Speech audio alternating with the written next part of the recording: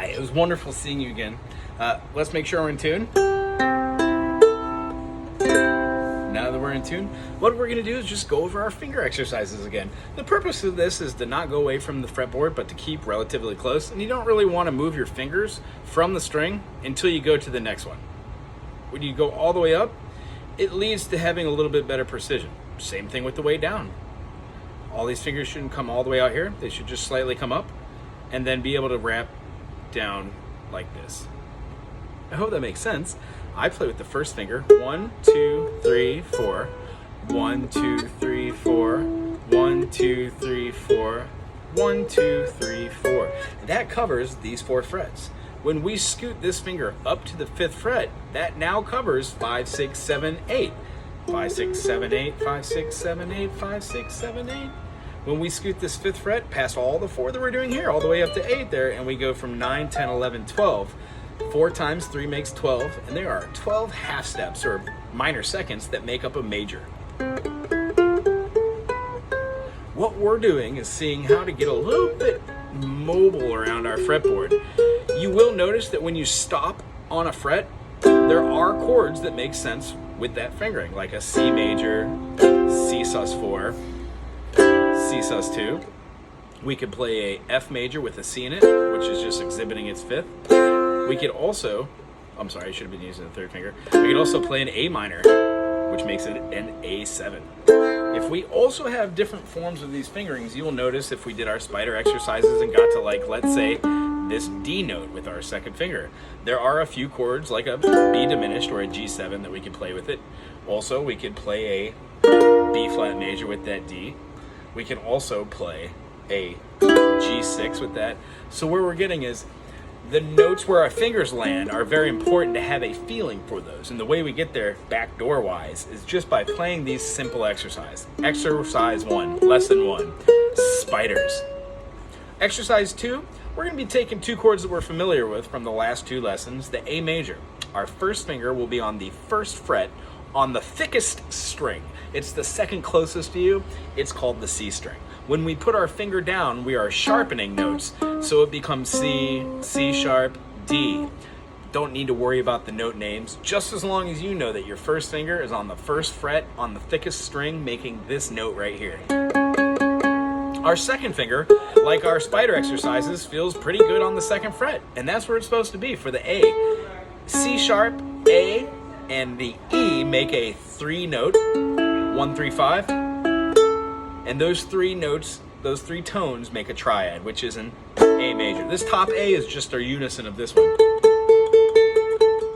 Yeah, so our A major, the reason why we play it with our fingers, 1st finger and 2nd finger, generally when learning, is because the concept of moving up as B flat being another chord would look like the A major, but it is right here. Problem is we can't play these 2 strings open, so we have to actually switch fingers to these fingers and lay down our 2 first fingers. The way I teach is that we play our A major, and then we take off our 1st finger, put our 1st finger where our 2nd finger is, and then put the finger that wasn't on the fretboard now on the one note that was missing. Same chord, different fingering. The complication I have happens here. Rhythm is a 1, 2, 3, 4. That was a whole note. When I play a chord over the top, let's say F major, 1, 2, 3, 4. The purpose is to keep your hand moving, to develop rhythm. After you get the 1, 2, 3, 4, 1, 2, 3, 4. I'm switching between the F major and the A major, playing whole notes. Next, I'm going to play half notes, which is half of that. 1, 2, 3, 4. 1, 2, 3, 4. Notice how I'm still counting on this hand. Which leads me to the next. All downstrokes are quarters. So in order, we've got whole tones, which are 4 beats, half tones, which are 2 beats, and quarter tones, which are all 4 beats. And what happens when we play our chords with it, if we're able to switch between our 2 different types of A major and our 2 different types of F major, at a certain point, we can scoot that up a half step and bar the entire thing for an F sharp, or a G, or an A flat, or an A. Doesn't matter if you know the chord names, just as long as you know that that shape is in this chord. Same with this chord. This A major, if you could play with different fingerings, when you scoot it up and play the notes that were open, it becomes a different chord. If you know the name of the chord, great. If not, oh well.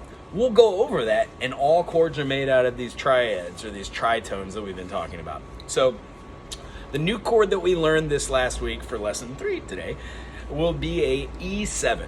With all 7 chords, there is a major 7 and a dominant 7. In C major, we have C. A half step below C is a B, and in a half step below that B is a B flat. Don't need to know the notes, just as long as you know a C major 7 is a half step away from what your C is, and a C dominant 7 or a C7 is a whole tone away. It goes for all of your majors. G major 7, G dominant 7. A major would be A major, here's your A, work your A down to a G sharp, which becomes a major 7, and then open that to give a G over the top, which is a whole tone away, A, G sharp, G, from that, which makes a dominant 7. Our new chord today is a E major 7. So our E major will be played with our first finger on the high A string, and then a barring of these 3 notes with this finger, the third finger. When you move the E note, which is right here, down a half step, it becomes an E major 7, and when you move it down a whole tone, it becomes a E dominant 7. That is our new tone. So you can either play your E7 like this, E to an E major 7 to an E dominant 7, or you can play it with your first finger on the G sharp, because that's the third of E, your finger here on B, and then your pinky on the E, and then move this finger to get your E, and then right here to get your E dominant 7. So the new chord just by itself is first finger, first fret on the high G string to make a G sharp, second finger on the second fret on the D note on the thickest string, that second string there, and then bookend. Our B is going to be up here, thusly giving us a E7. Use that chord with our rhythm. I'll do it one time with you. 1, 2, 3, 4. 1, 2, 3, 4. 1, 2, 3, 4. 1 and 2 and 3 and 4 and 1 E and a 2 E and a 3 E and a 4 E. All of those exhibited the whole note, the half note, the quarter note, the 8th note, and the 16th note. 16th notes are kind of hard, so if you can't get to those, that's quite all right. Just the concept of being able to move between your chord structures, between the two, is where it's at. I hope you enjoyed this lesson. Work on this, and I'll see you next week. Aloha.